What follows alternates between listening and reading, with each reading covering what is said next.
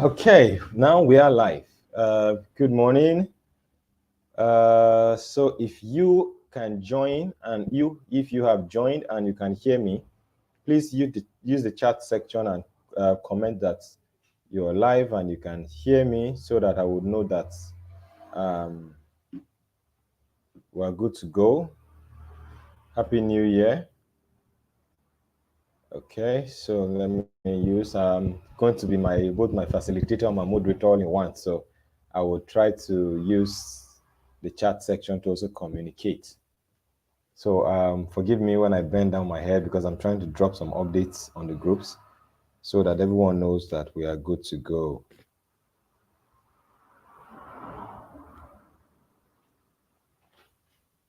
Okay.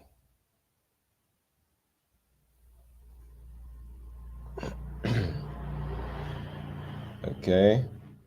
We are live. Okay. So we can do well to comment. All right. I can see Cynthia. Hello, Cynthia. Good morning. Thank you for joining. So as we do well to jump on, please let us also notify those who would find this useful to also join us. So I'm giving just the minutes before we go on. The good thing is we can all watch this video after I'm done. It's going to be on my channel, so you can always watch it after now.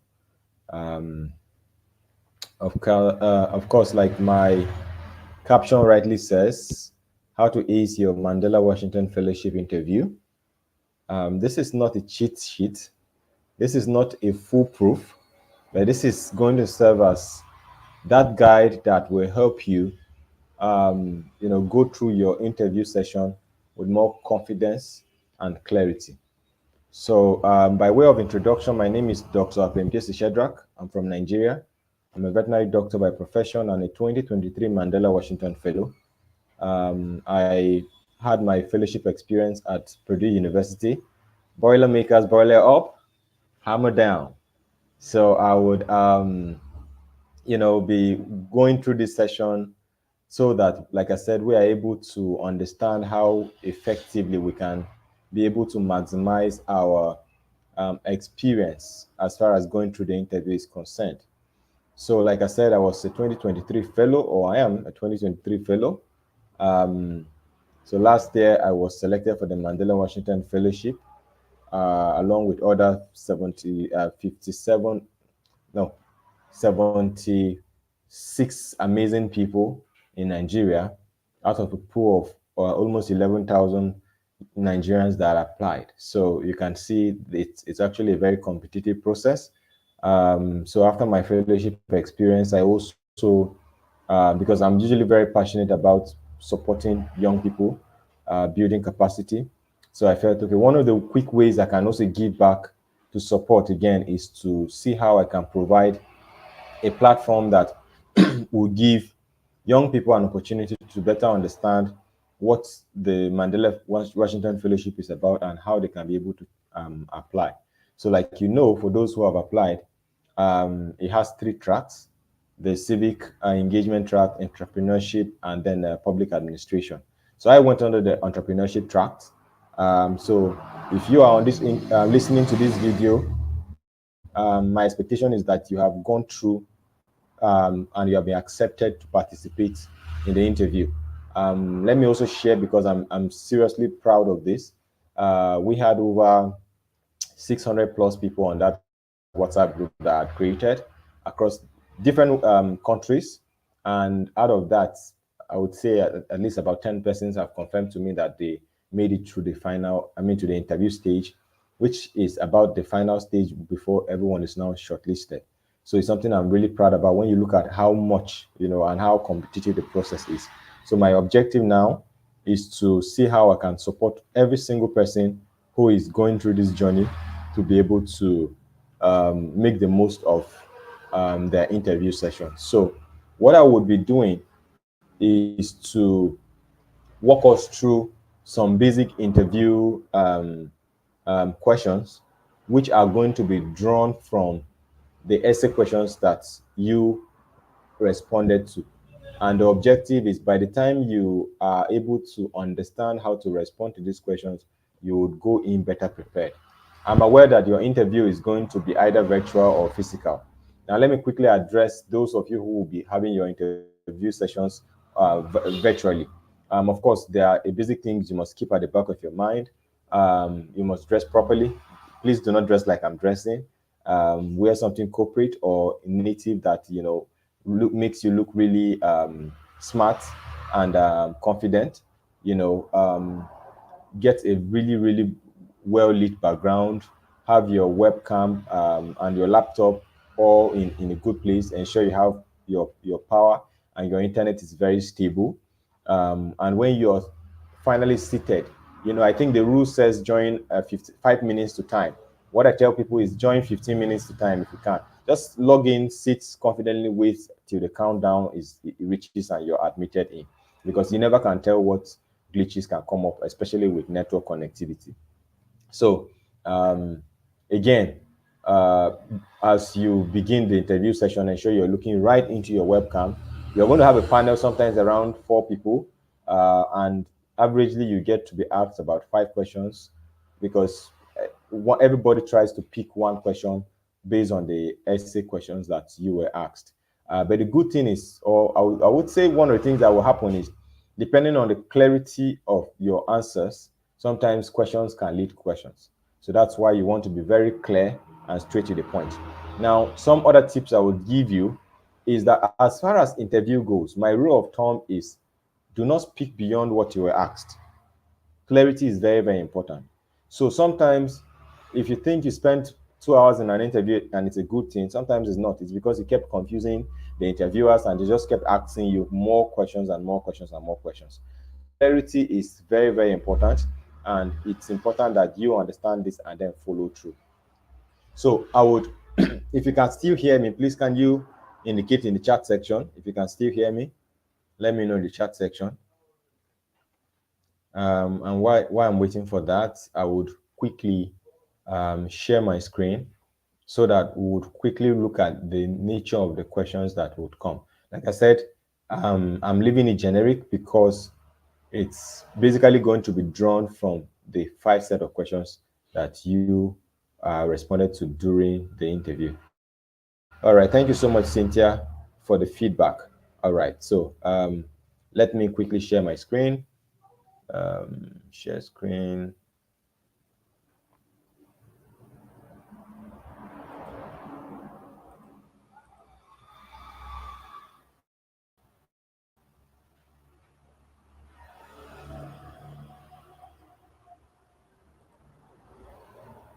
Okay. So these are a set of essay questions. This should be familiar to all of us. We all responded to all of these things. So just very quickly, and your questions can come in no particular order. That's the first thing I want to tell you. But of course, for every interview session, your interviewers want to know you. So the first question that comes out is, can we meet you? Can you introduce yourself to us? Now, that question is, for those of us in the business space, is like an elevator speech or an elevator pitch, where you get to summarize those things that you really, really want to be able to tell people about you or your interviewers about you in under 1 minute.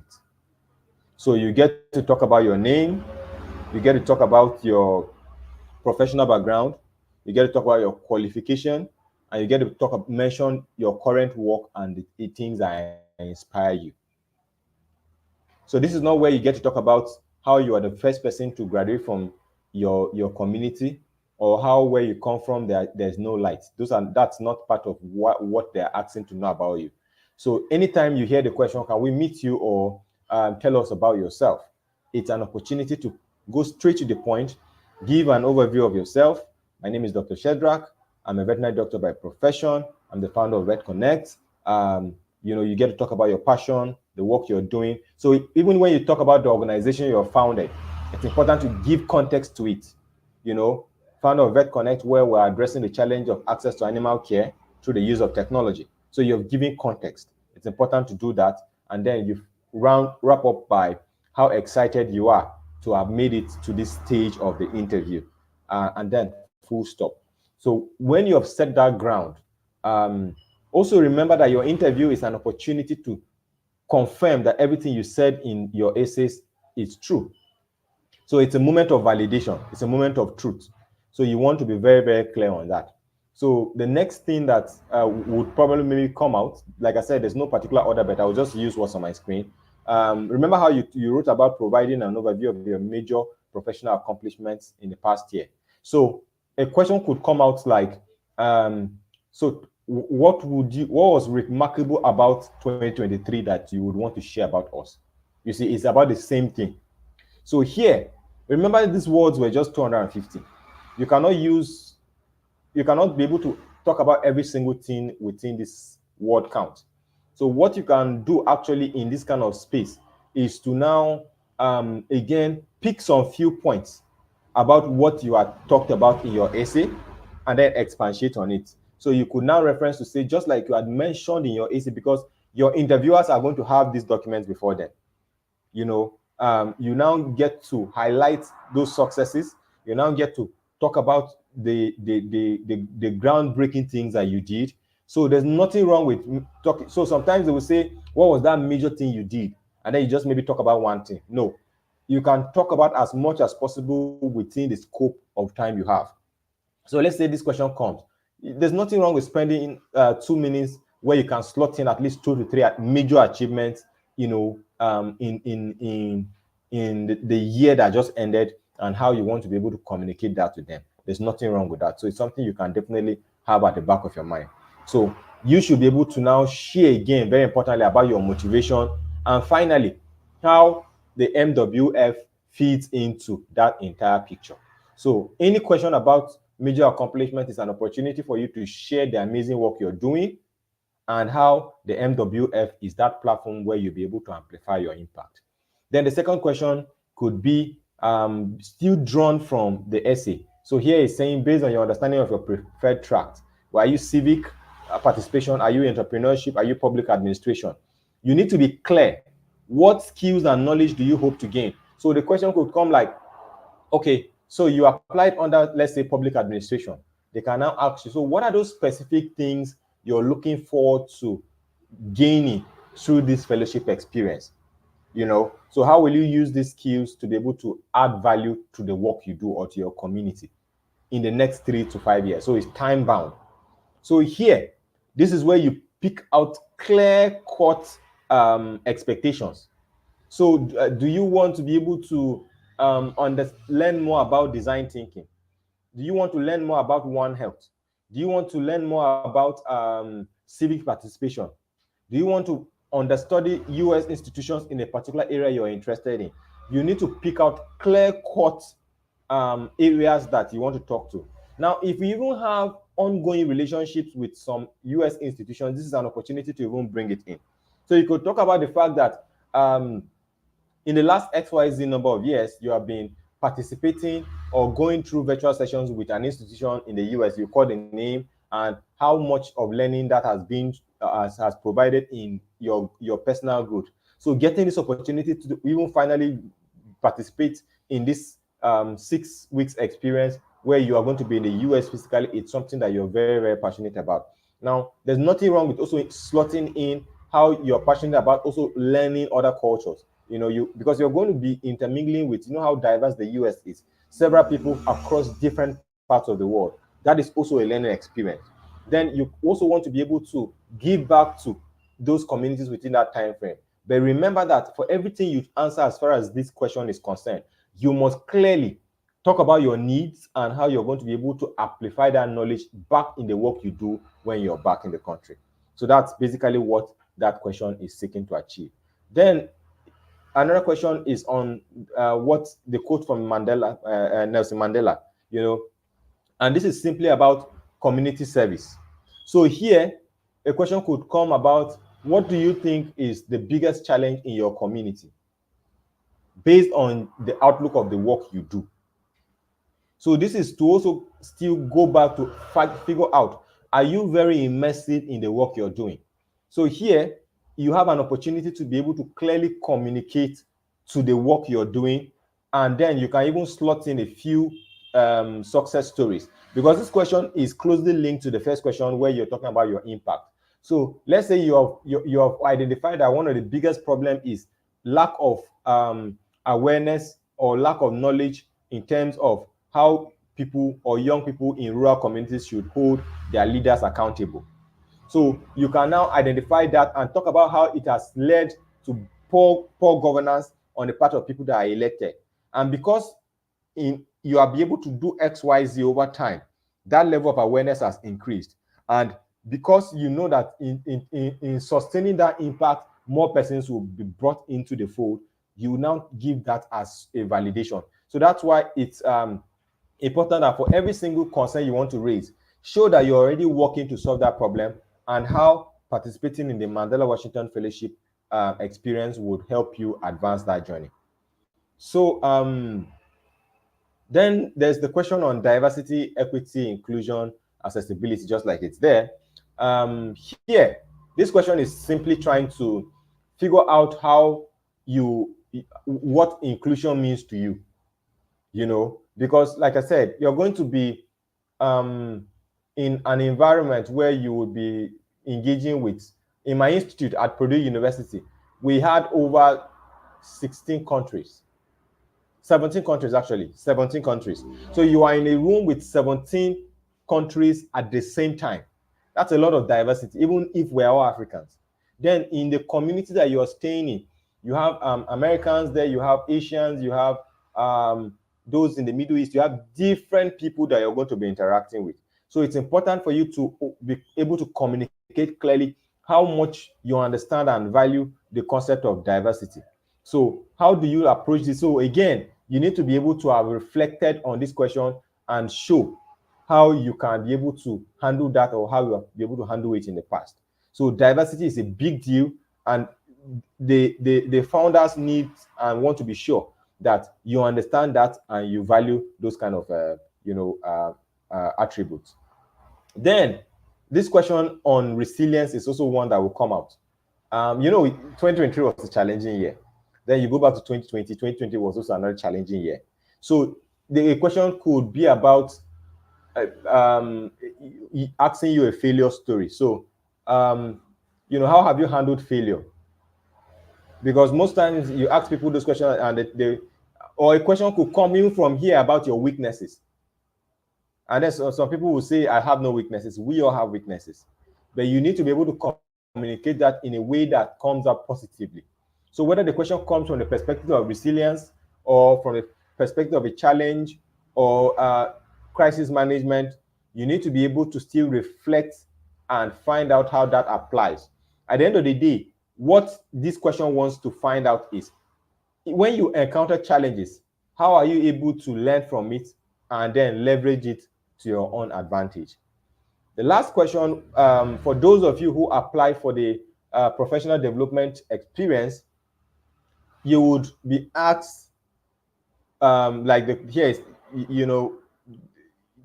be asked to share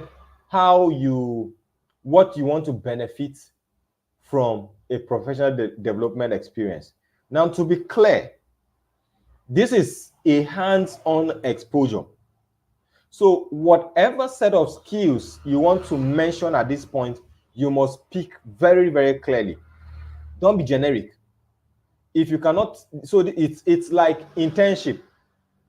So if they ask you why you want to intern at a particular organization, you should be able to pick out selected set of skills.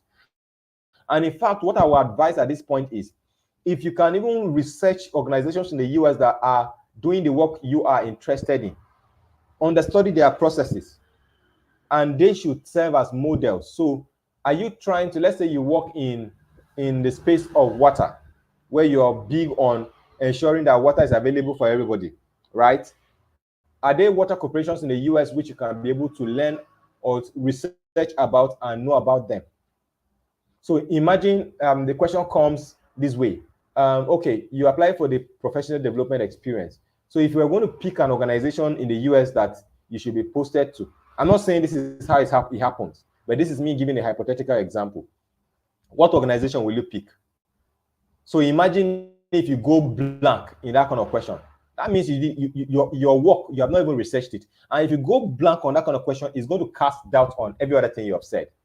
So you must be able to understand the environment you want to be part of. You cannot want to go to the US and experience the Mandela Washington Fellowship when you yourself do not understand what their work structure, their corporate structure, and all of those things.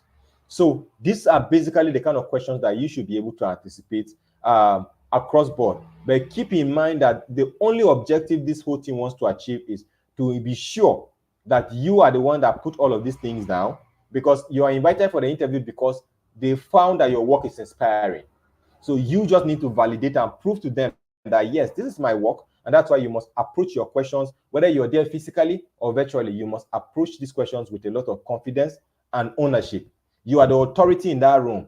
That doesn't mean the interviewers are not authorities, but it's your work. But just know that if you begin to say things that are not true, these people have done tons and tons of interviews, so they'll be able to flag you. So I will stop sharing my screen now and then speak to something else very quickly before we continue. All right. So one thing again you should pay attention to is with respect to other questions that can come up. So a question could come up like, so you want to be in the US, right? Or you want to visit the US, or if you're selected for this Mandela Washington Fellowship experience, what is going to be your biggest objective? What do you want to achieve? What do you want to achieve with the MWF? Some people will say, well, I'm a business person, I want to go and get grants. No. The biggest objective of MWF is not about giving you a grant. It's about the network and the quality of relationships that you can build. Keep that at the back of your mind. So whatever it is, the answer that you're going to give to that kind of question, it should come from the perspective of, I am looking forward to improving the quality of relationships I have. I'm looking forward to improving on my professional capacity, because you're going to be having classroom experiences.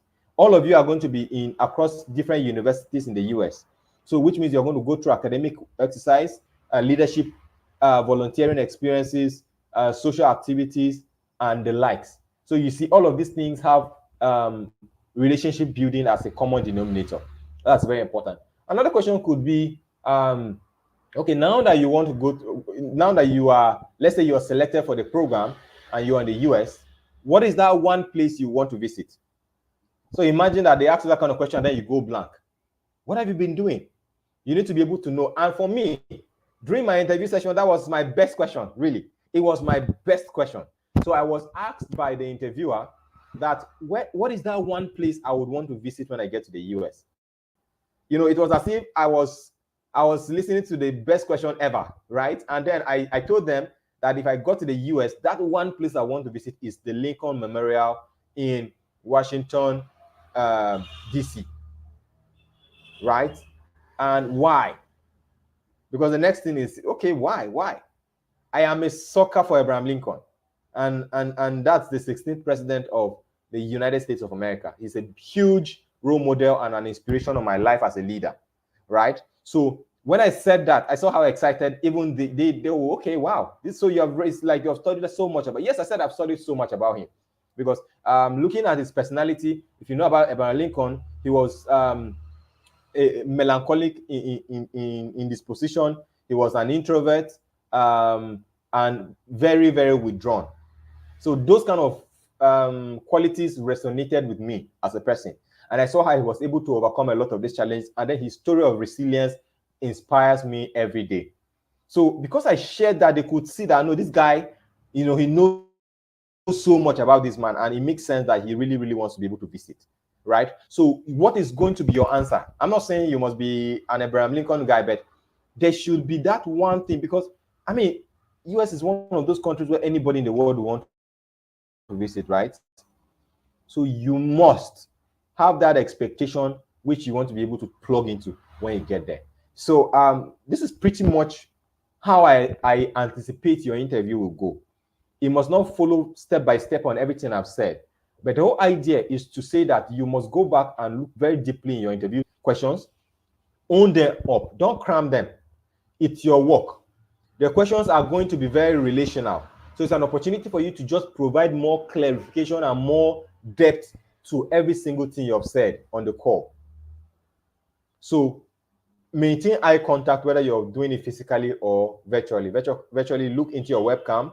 Physically, maintain eye contact. It shows a level of confidence, and dress properly, dress very well.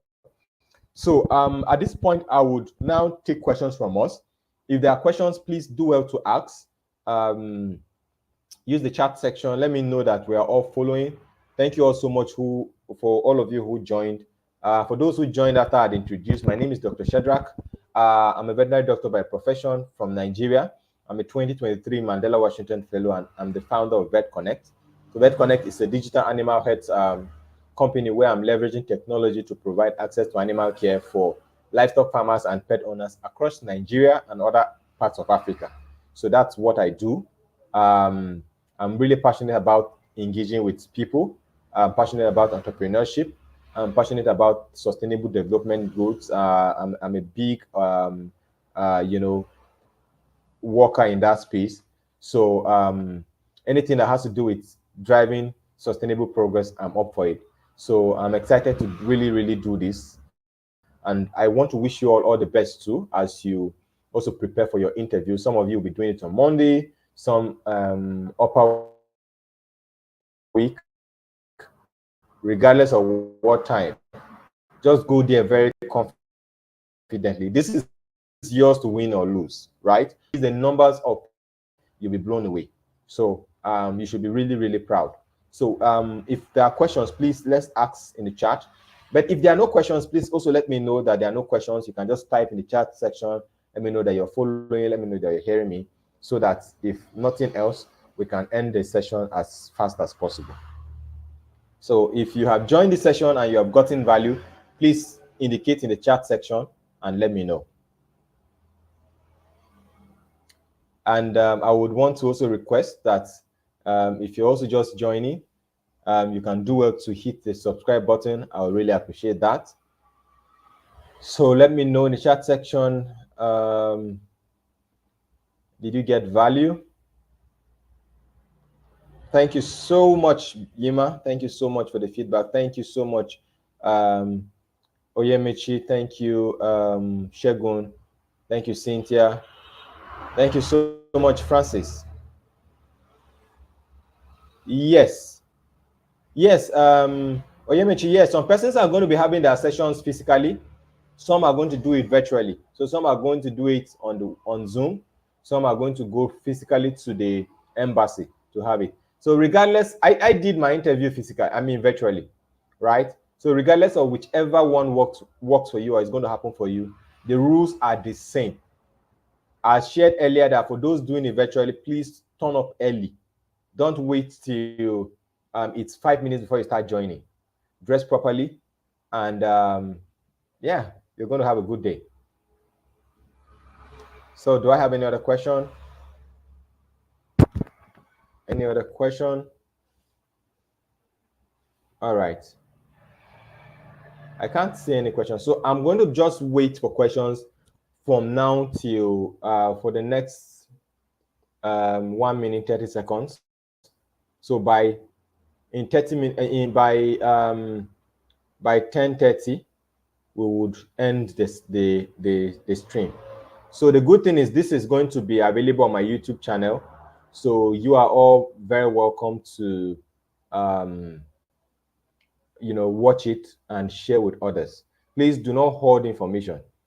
Share it out to people. Let everyone who is going through this process get access to it, so that they'll also be able to make the most of the experience. It's important that you know what to do and how to engage, because all interview sessions are very, very subjective. Because if you fail to respond correctly, it does not mean you do not know what you're saying, but you just simply gave off the wrong energy. So that's why it's important to understand, to approach these kind of things with a lot of confidence. So okay, so in the next few seconds, I'll be ending this session, because I think there's no new question coming in. So like I said, I wish you all the best. as you go through your interview sessions starting from today. Starting from Monday. I look forward to celebrating you all as you send in your share your congratulatory emails. And yes, I think I should respond to that too. After your interviews, you should be expecting your feedback by